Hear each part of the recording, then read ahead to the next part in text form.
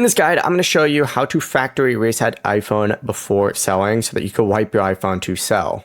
Before we get into this guide, make sure to like the video and subscribe to the channel with all notifications on. It really does help with the channel and it lets us know that you want more content like this. We'd greatly appreciate it. And if at any point throughout this guide you did have any questions, just ask them down in the comment section below and we can help you out further. I'm going to be doing my best to reply to every single comment down there. First things first, open up the settings app on your device, and before erasing anything, what you're going to want to do, and that is not settings, that is health, whoops, but open up settings and you're going to want to make sure that your phone is backed up. So tap your ID up at the very top.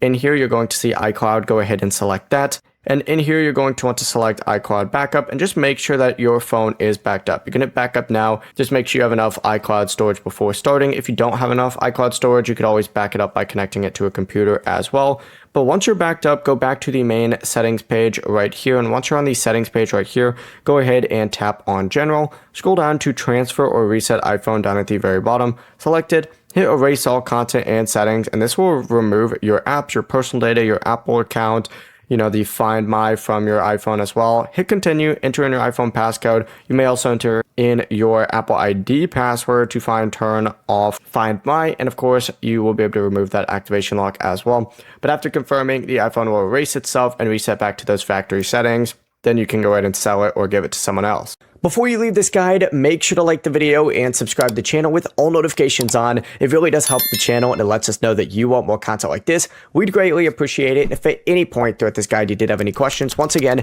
ask them down in the comment section below and we can help you out further. I'm going to be doing my best to reply to every single comment down there. Have a great rest of your day though. Peace.